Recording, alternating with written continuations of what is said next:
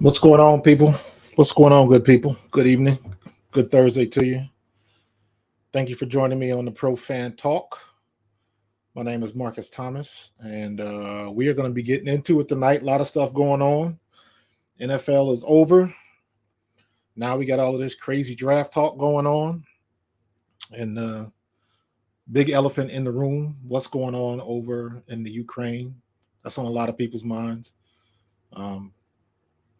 It's one of those things that's very humbling, makes you put things in perspective, because that's the kind of stuff where you really don't have room to complain. So we'll try to keep it light. Sports is the ultimate release.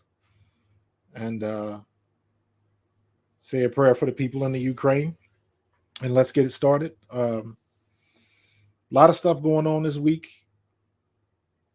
with all of the noise that has finally quieted down from this NFL season. The Super Bowl, the disaster that was the Pro Bowl, just the whole season in general, especially here in Philadelphia and to all of the other cities across the land. Now everybody is kind of looking in reflection. If your team didn't do quite well, you're trying to figure out what to do better. If your team made it to the playoffs, you're trying to tweak to see if you can get that one special person, that one special draft pick that can take you over the top. If you made it over the top, if you were one of the final four, you're trying to figure out how can we do it again. I think people lose that. That gets lost in translation of how actually difficult it is to make it to a Super Bowl, even though they did not win. I think a lot of people don't give enough credit to that Buffalo Bills team that went 4 years in a row. And if it wasn't for a kicker, they would have had at least one championship. So getting to that game, getting to that Super Bowl, man, that is not something to be trifled with. That is a tough hill to climb. Everybody's trying to get there. Everybody has their own formula or their way that they think they should do it. And the funny part is, for as smart as you might think you are, there's only one team that's right. Sometimes they deserve it. Sometimes they don't. Sometimes they drop the ball. They lose the opportunity. When you look at what happened to Atlanta a couple of years ago, when they had the Patriots dead to rights at the end of the first half, and they just, for whatever reason, couldn't do a damn thing in the second half. And I believe they had the Patriots 28-3 or something like that, 28-10. I'm not sure. But they had a sizable lead going into the second half, and they couldn't hold it. And they haven't been back since. So I was very proud of the Eagles because it was looking like we were trending that way going into this year. You don't know what was going to happen. Rookie coach, rookie quarterback, all the other question marks in the air. And at least we managed to get in the dance. And a lot of people didn't. So you can say what you want about Sirianni, about Gannon, about Jalen Hurts. He got us there, whether you like him or not. And that says a lot in this day and age. And I love how people that don't, I guess, Hurts haters, people that don't like Jalen Hurts, like, take all of that stuff out. He's the guy that got us to the playoffs, period. Did he shit the bed in the playoffs? Absolutely. But it would have been a lot worse for him if he didn't get us there, because then the questions would have, because you got to look at it like this. If he would have had a sucky year and we would have went, 3-13 or 3-14 or whatever it is, then the comments would be like, there's no way we can keep Jalen Hurts. He doesn't have it. He's not good enough. maybe you might say something different if he would have made it to the playoffs, but he's horrible. That would have been the talk, but he did. And there are a lot of quarterbacks that are better than he is, throw the ball longer, better reading the defenses and all of that kind of stuff, and they didn't make it. So he did what he had to do when he had to do it. So in my eyes, he's earned his second opinion. Or I'm sorry, second opinion. He's earned his second year as our starter. But having said that, every time the season gets over with, we get inundated with all of these crazy trade rumors. And we are not exempt. Every team goes through this stuff. Every team in the league goes through all this stuff. Their local media starts going nuts. Starts going absolutely nuts. We're getting a little bit more of it today or this year because we did make it to the playoffs. So we were one of those teams where the world was focused on. So we were one and done. But when you make it into that number, everybody's talking about you. So you're at the top of the list. We might be at the bottom of the top, but you're at the top of the list for the stuff that everybody's going to be talking about. So you got the coaching carousel going on, the trade stuff going on. And again, I'll say it again, NFL is the gift that keeps on giving. So, but I mean, there's a lot of stuff going on. We still got the Brian Flores incident and that situation going on. Very interesting. Brian Flores gets picked up by Pittsburgh. Very interesting. By coincidence? I don't know. Out of all the teams to do something like that, Pittsburgh is the one that I would think that would have done something like that. And they did it. The Rooney Rule was created by former Pittsburgh Steelers owner Art Rooney. So it's his family that came up with that concept in the first place. So it's kind of like it's only right that they would be the team that kind of has his back, so to speak. So I thought that was a good hire. And let's not forget, Mike Tomlin is a good defensive coach. And Brian Flores is a good defensive coach. So make no mistake, Pittsburgh defense just got better. Now they got some holes to fill. They got the biggest hole to fill right now. With who's going to come in for Roethlisberger? Big Ben is out. He's done. So they got to find some mighty big shoes to fill that role. So we'll see. We'll see who they come up with. See how much money they got to spend, because that's what it's going to take. A lot of money to get somebody. I don't know if they're going to go after a draft pick or if they're going to try to build from free agency. So we'll see.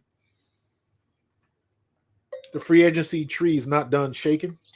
It's a lot of fruit that still has to fall.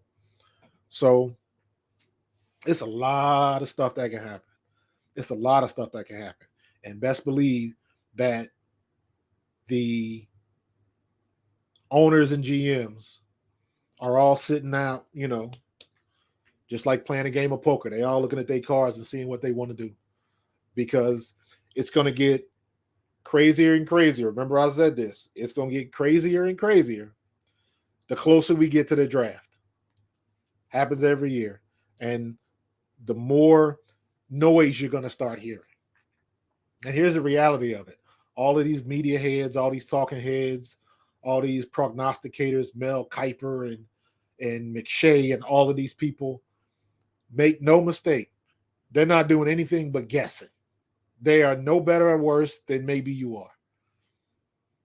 Especially in today's multimedia age, they getting the same information that you're getting.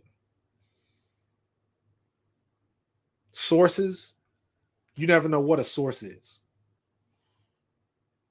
That's like, somebody comes and tell you, well, somebody told me that the store was closed. Well, who's somebody? I've yet to meet somebody. They don't ever show up. Somebody said, I heard. Who'd you hear it from? That's what sources are. They could be making it up. It could be legit. It could be BS. Not to mention that teams will put out fake stories. They will start fake fires. So you're looking over here, and they'll try to pull a deal over to the left somewhere. There's a strategy involved in all of this. Nobody wants to let their hand show. Prime example, and this has been in the media. There's a good article, not article, but there's a good video with on one of the Philadelphia channels where they interviewed one of the old Eagles GMs, and they were talking about we were supposed to get Russell Wilson. We were supposed to get Russell Wilson, and they got too cute. Instead of going to get the guy that they wanted, they thought nobody else wants him, so we're going to sit until he comes to us. And they made no moves, and Seattle jumped in front of them and took the pick. And they lost on a potential Hall of Fame quarterback. Now, having said that, here's the other side of it. With Russell Wilson, I think if Russell Wilson under Andy Reid could have produced the Super Bowl, could have. Donovan McNabb under Andy Reid went to a Super Bowl. I think one of the reasons why we weren't victorious in our Super Bowl was we lacked playmakers at the other skill positions, with the exception of T.O. So, not saying that our other receivers in on the other side of the ball weren't good enough, but you match them up player for player, we were outmatched. So we got close, but we couldn't get over the hump. So, like, everybody, after seeing what Micah Parsons did down in Dallas and Debo out in San Francisco, those two guys were the hottest young players in the league. In my estimation, Micah Parsons should have won Defensive Player of the Year and Defensive Rookie of the Year. He should have won both of them. He was that good. He was that good, period. So every team is going to be looking for the next Micah Parsons, the next Debo Samuels. Wide back is going to be the buzzword this year. Now, the running backs catching out of the backfield, a multi-purpose back, all of that terminology is coming back.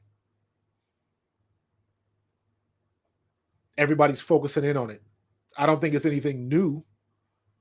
Any good coach, if you got a player of that type, what you do is you put him in a bunch of different positions and let him do what he does. It's that simple. You don't have to give him a special name. I'd be curious to see if Micah Parsons was in Philadelphia, would he have had the same success as he did in Dallas under Gannon's defense?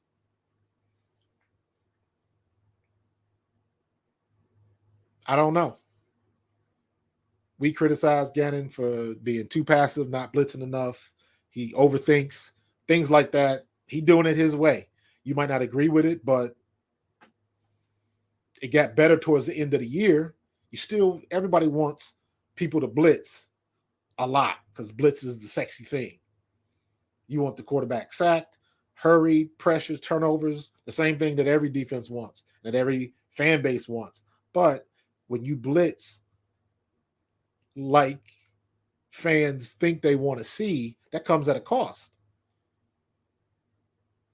And you can only get away with something like that so many times, unless you got a defense that can cover up those holes, fill in those gaps. Because every time you blitz, Somebody's missing in the backfield. Somebody's open.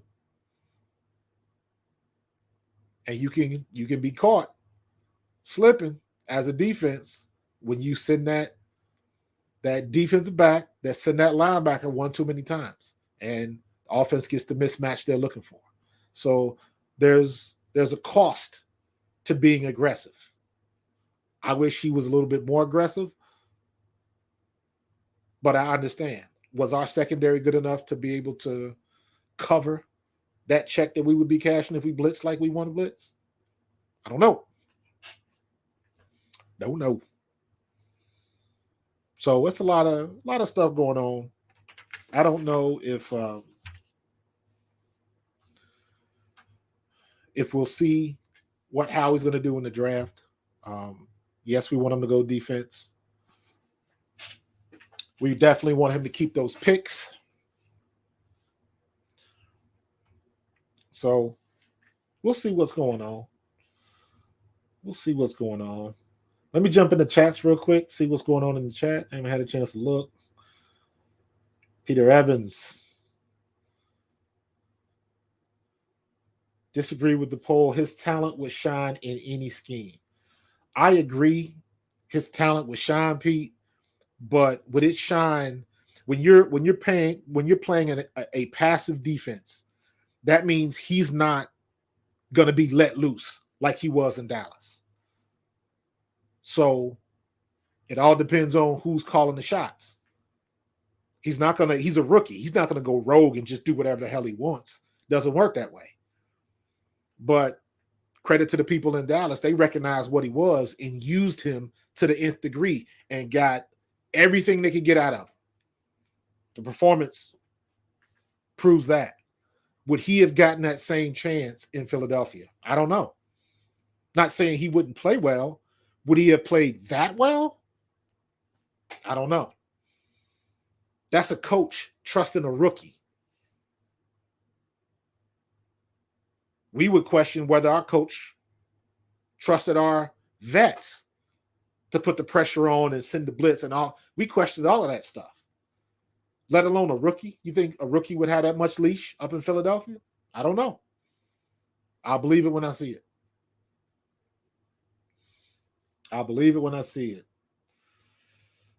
Mike Chromiak, what's up, Marcus? What's going on, dude? Big shout out to Prayers for Ukraine for sure, man. Facts on that one. What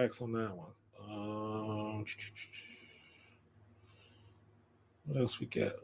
Who else is on here? Everybody's disagreeing with the poll.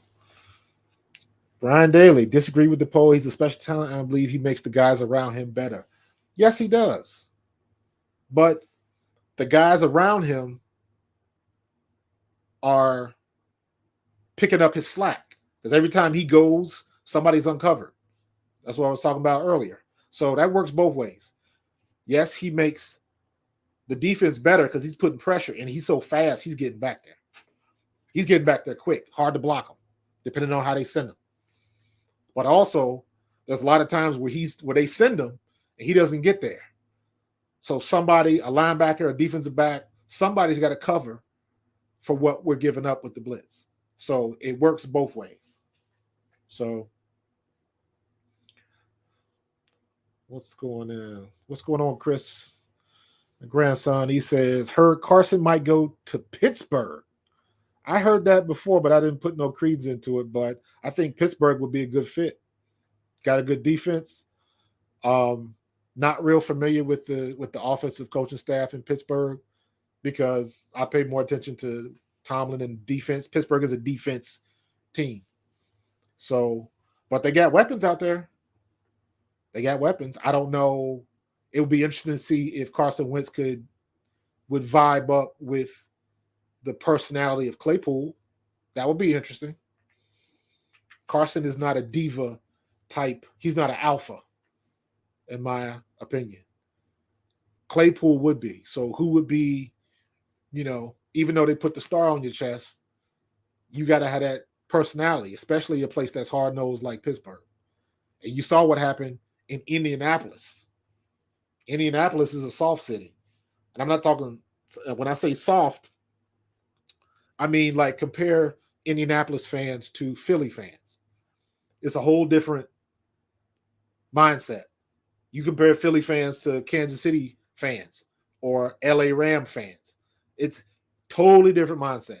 Compare LA to Oakland or Las Vegas.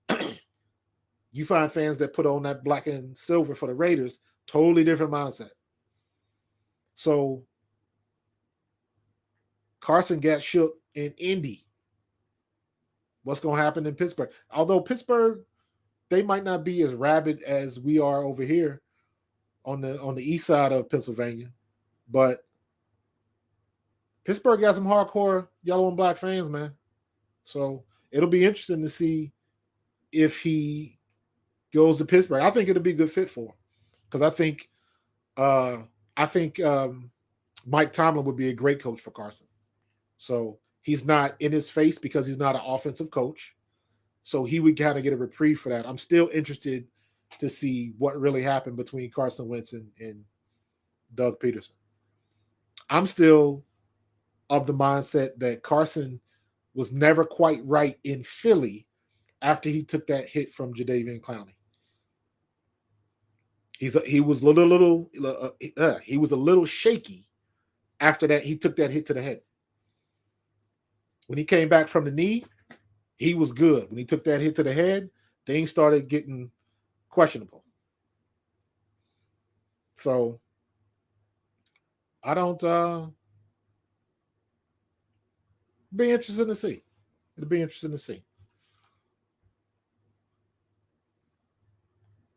What's up next? Let me see. Oh, here we go. This was from a quote from Brian Dawkins. He has a level of fight in him that you should love, and dude is extremely talented on the field. He's not all of a sudden at the best he is ever going to be in. What is it? Oh, he's not all of a sudden the best he's going to be. It's his rookie year. Okay, I understand what it is. I get it. He's saying it's like it was like his rookie year. It's his red shirt rookie year. So next year, the expectations for Jalen Hurts are going to be high. I get what he's saying. Is like you can't throw all of that responsibility on a young quarterback. You are not going to get Justin Herbert or a Joe Burrow. Those dudes are unicorns. You do not see production like that from a first or a second year player. It doesn't really happen like that. So even as hot as Lamar Jackson was, he's come back to earth. He's still super talented, but to be able to put all of that stuff together, it's very difficult. And I think fans sometimes have an unrealistic expectation of what they want to see from a rookie quarterback. Your boy out in Green Bay, Jordan Love, he's gonna struggle. He's gonna struggle. I would expect him to be a little bit better, quicker, because he's had a chance to sit back for a couple years and watch and absorb all of that. So now he's got to put what he's seen to what it means to be actually on the field. That's the hump that he has to get over. But in my opinion, that's a shorter learning curve when you've been watching somebody that knows the offense. You've been in meetings every day. So you've been going over that mental game. And it's just a matter of getting your time on the field behind the center and then finally taking your licks to get it. That learning curve is a little bit easier. You look at what Donovan did behind Doug Peterson when Doug Peterson was still playing. Same thing. You look at Steve Young behind Joe Montana, the best to ever do it. Same thing. And it got to a point, specifically with Montana and Young, the 49ers, if I remember correctly, the 49ers were ready to go with Young, and Joe was like, I ain't ready to stop. And that's when he went to KC. So, but clearly they made the right decision because Steve Young was a baller and got a couple chips. So when you got somebody like that, when you got a Hall of Famer in front of you and you got a chance to sit back and learn, And that's what Love's situation was in Green Bay, because I'm not sure that Rodgers is coming back. I still think he'll end up in Denver. But he got a chance to sit back and learn. Watch from the best of the best. Now, I sure hope he don't take any notes from him on what to do off the field and how to deal with the media. And some of the stuff he did was just straight wrong, man. And, people called him out on it, and he got all in his feelings. But he got a chance to watch from the best. We get all of this stuff. Now, is that my next slide? Let me see.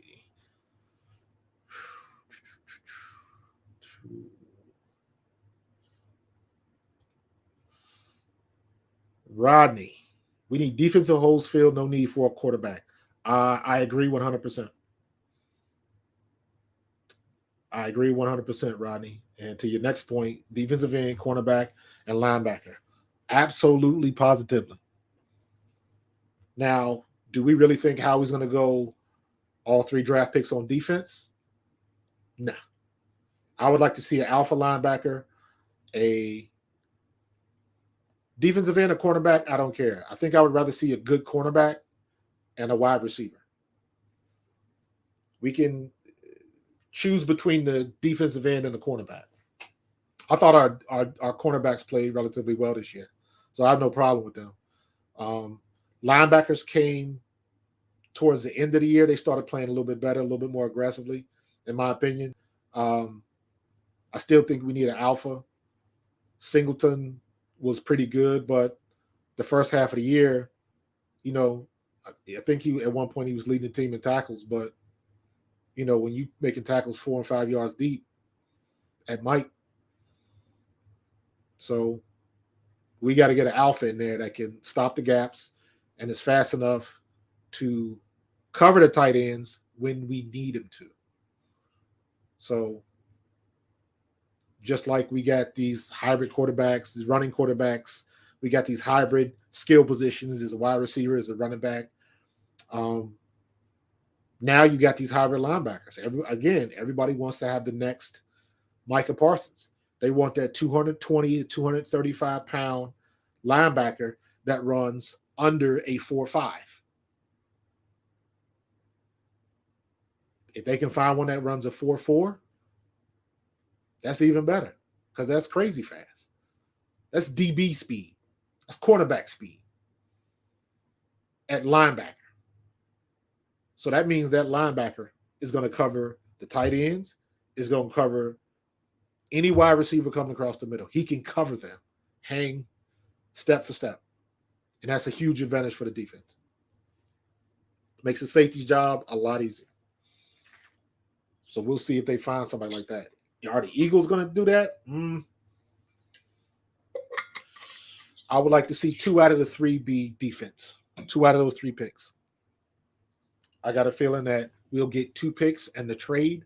How we will trade that first pick, one of those first picks, and get like 3 other ones in the 3rd and 4th rounds or something like that. It'll be something like that. Howie's good at doing stuff like that. So I know a lot of people don't like Howie, but Howie's good at sealing deals. So give him props for that. Yes, he's whiffed on some draft picks. We all know the obvious answers, but he's good at making a deal. So we'll see what happens. I just don't hope that, after the draft or during the draft, because it's going to be on TV and all that kind of stuff,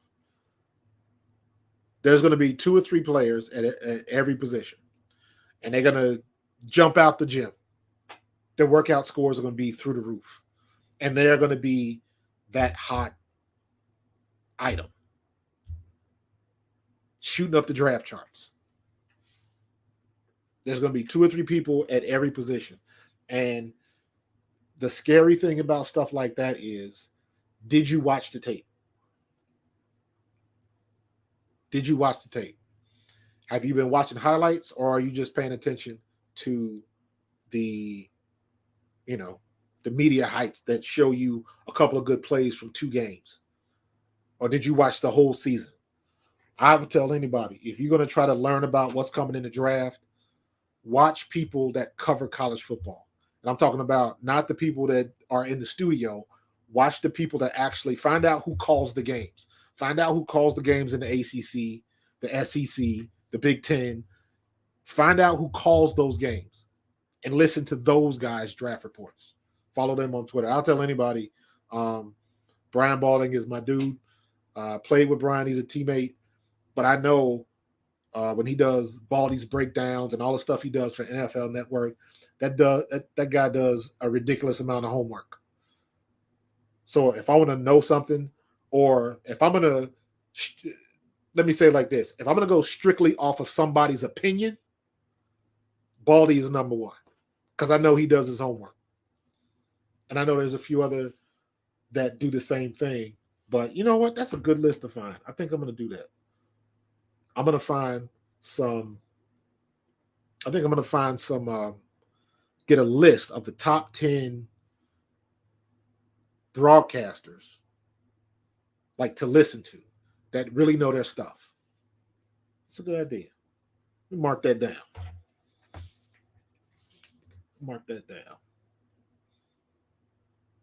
Because I think that a lot of these guys, Mel Kiper and all of that kind of stuff, they guessing.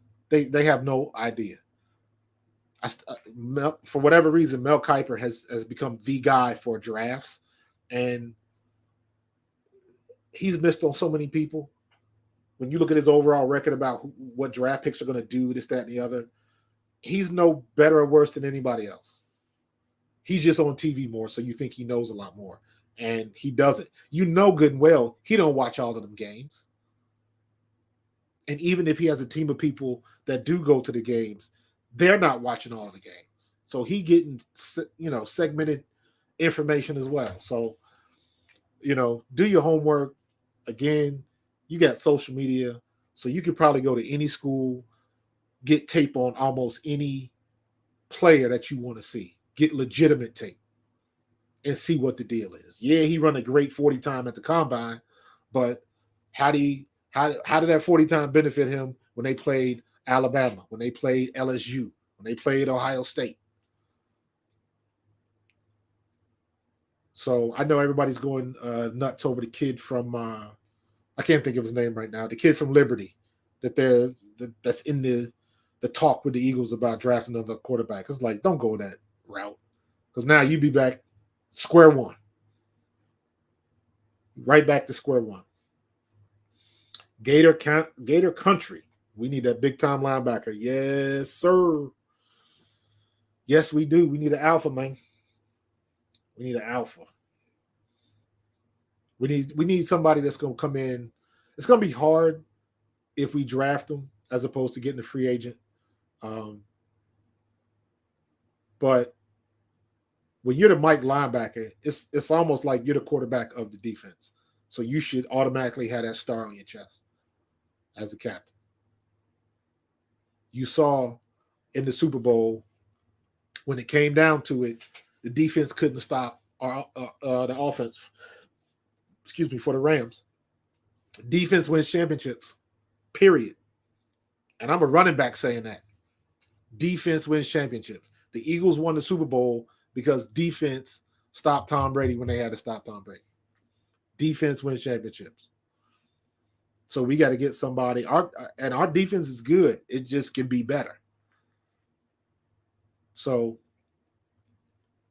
it's going to be a lot of talk coming up super quick. Super, super quick.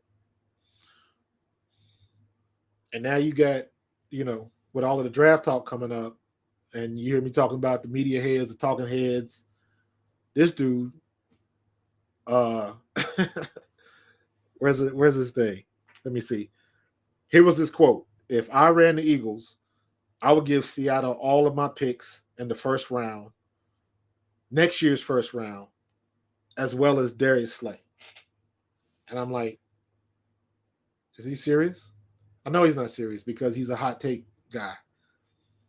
He's like another version of kind of like Stephen A. Smith, although Stephen A. Smith knows what he's talking about most of the time, but he's such a polarizing figure that most of his popularity, half of it is from people that just hate him.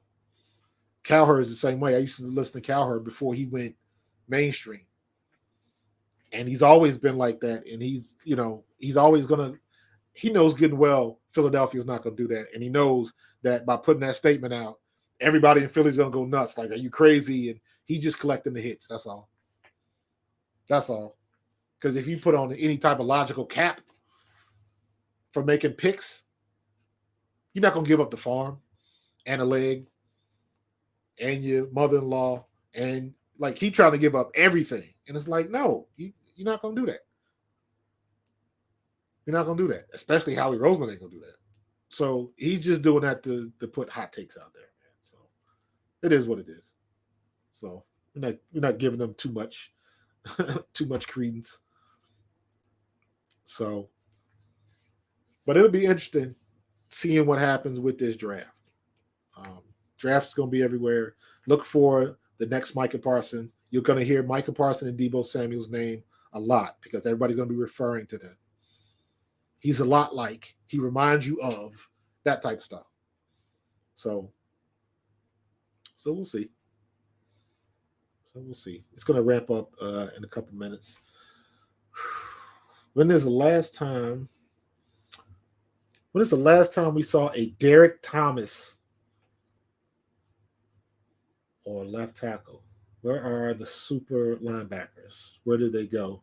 The super linebackers used to be hella big and strong and stocky and stopgaps because the super linebackers played at a time where most offenses had a fullback. So as offenses got a little bit more sophisticated, now you needed the hybrids. Even with LT was super fast, but LT was coming off that edge and couldn't nobody stop him. But, nowadays, you put somebody in motion, you put the right person in motion, and you get that mismatch that you want. LT's coming forward, but LT's not going to backpedal and cover somebody. And in today's game, it seems like you got more people that can pass block better than they can run block. Hopefully, with the way things went this year with Deebo and Tyreek Hill and people like that, the run game is coming back. Even what Derrick Henry did, the run game is coming back if you got the right type of back and you got a team that's willing to commit to it. Because even Tampa Bay and the Rams, even Cincinnati with Mixon, the teams that made it far in the playoffs ran the ball. They may not have ran it as well as they wanted to, but they committed to running the ball. I think Tennessee's problem was they put too much on Derrick Henry. He wasn't ready to run the ball like that. He just coming back from an injury like that, taking all of that time. I thought he looked good, but he wasn't. I just thought that was too much on him. So it's like, you've been out for a month or two or longer, and we're going to put you in a game, and we're just going to give you 20-something carries and expect you to just do it. And he couldn't do it. Couldn't do it. So it's it'll be interesting if they do replace Jalen Hurts. I hope they don't. My ultimate scenario, my fantasy scenario, and I've said this before, would be if somehow we got Russell Wilson and could keep Jalen Hurts, so Jalen Hurts could learn from Russell Wilson. That would be my favorite scenario. So, because I think Russell Wilson, how long would he stay here? Because at the end of his contract, he's either going to be looking for another payday or he's going to be looking to get out. And it may happen even before, because the way things go now, the way these players are with CTE and concussions and stuff like that. Somebody takes one hit and they're like, I'm out. I'm good. So I would like to see if that was to happen. I still say I want Jalen to start next year. And again, I'll keep saying this. I expect Jalen to have a good year next year because he is finally in the second year of the same offense. Finally. It's like people don't understand how difficult the NFL offense is. People just gloss over that. Like you got to do what he got to do. And like, yeah, but a young quarterback, that's like you have a lawyer take the bar exam. He passes. Then you tell him he got to take it again, except next year, the whole thing changes. The whole script, the whole format is totally different. So you got to relearn in a different way what you already passed last year. It's ridiculously difficult. So I expect him to have a much better year. If not for nothing else, at least we get back to the same spot. At least we make it to the playoffs. At least we make it to the playoffs. If he just sucks, that's why, and I'm saying this as an Eagles fan, we're in the best situation. We're not going to get Deshaun Watson. It doesn't look like Russell Wilson's coming here. What other veterans are in the talks right now? Aaron Rodgers is not coming here.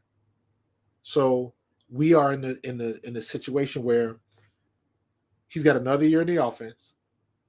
I expect him to be better. And he's gonna have to get better throwing the ball and reading the defense. If he doesn't, then that means there is no question he's going to be replaced. There's not team hurts haters, pro hurts. There's none of that. It's like he had the opportunity. He didn't get it done. Now we have to move on. That's going to be a universal sentiment. And I'm good with that because he had a shot. He had another year on the offense. But in my estimation, he would have to play incredibly bad for that to happen.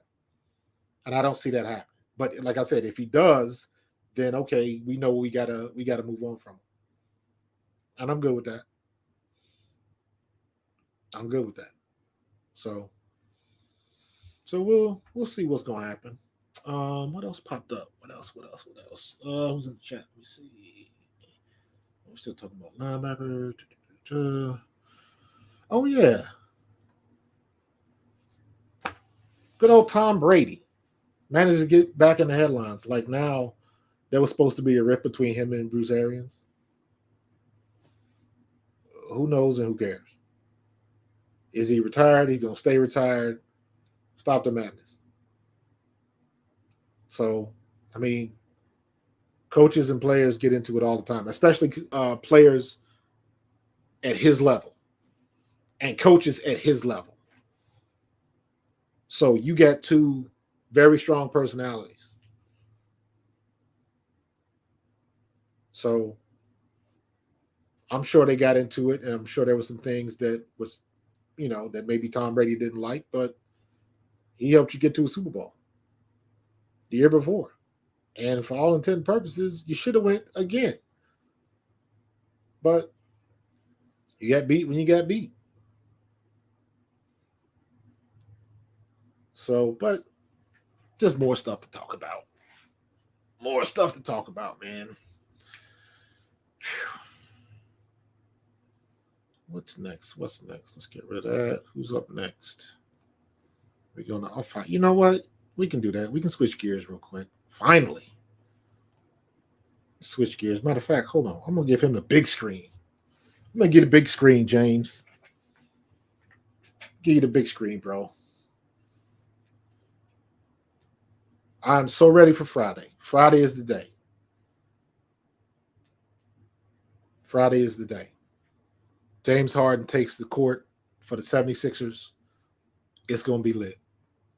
I even got a thing. I got one of the Oculus Rift, the VR headset, And I got to notice that the game is going to be in VR. So you can basically, it's like you go in this room and it kind of looks like you're at courtside in the VR camera. So it's a little bit crazy.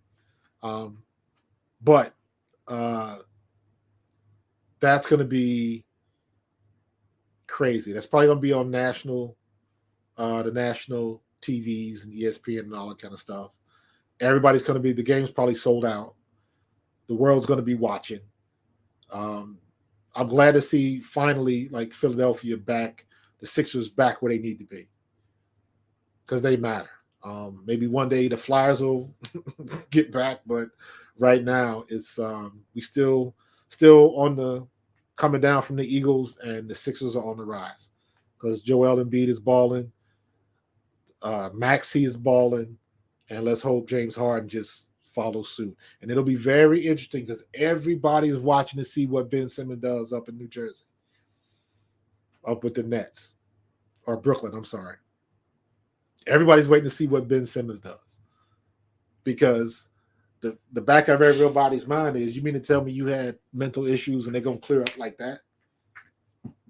So everybody's giving him the arched eyebrow. So we'll see how that plays out. But as far as Harden, I saw him when he came out, rang the bell, had everybody hyped. You know, we heard all of the Delilah jokes and all of that kind of stuff. So, but at the end of the day, the minute that man gets on the court and hits a jumper, the place is going to lose it. Lose it. Because the minute, as soon as he, let's say the first game, he hits 15 points, right? If he's, 5 for 15 from the field or something like that, already he's done more than what Ben Simmons was expected to do. Already. The minute he starts hitting mid-range jumpers, he's already given us what we can do. The only issue that we've got is the defense. We're losing that defense, but it ain't really, we doing what we're doing now in spite of it. So it can't be that bad. So I have a different perspective because I watch basketball. I don't follow basketball like I follow football. I don't get into the matchups and I don't get into the strategy and stuff like that. I just watch it strictly as a fan. I'm not a basketball mind whatsoever. I can make a couple free throws and that's about as far as it goes. The only thing I'm crossing over is crosswords. That's about it. So I like to look at this type of stuff from a fan's perspective and just watch it for the spectacle that it is. Now you seeing now we seeing Iverson at games again. So I would suspect that he's going to be at a couple games, more games this year. I haven't really seen much of Iverson at the games. He could be there. They just don't put him on TV, or maybe I'm just not paying attention. If somebody in the chat watched a lot of Sixers basketball, let me know. I hope Harden nails the 3-ball for the first shot. I'm with you, dude. I hope he just all net. I hope he just busts it. And like the place will just go nuts. The place will just go nuts. I really hope that he can fit and he can make Joel Embiid better. Because I saw that clip. I don't know if you guys saw that clip. I don't know who he was talking to. I don't know if he was talking to Joel or if he was talking to Maxey or even Thibault. They just showed him on the sideline. He was like, thank you. Like he was telling him to do something and he finally did it. And he was like, thank you. Thank you. That reminded me of Jimmy Butler a couple years ago when he was yelling at Joel Embiid to shoot the ball. Same thing. And James Harden can be that type of alpha on our team, and we need it. We need it. We never should have got rid of Jimmy Butler. Never. But that's part of the criticism of Ben Simmons.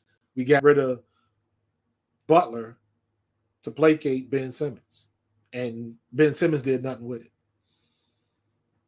He did nothing with it. The shameful part about it is, I won't call it shameful. That's just the business of the NBA.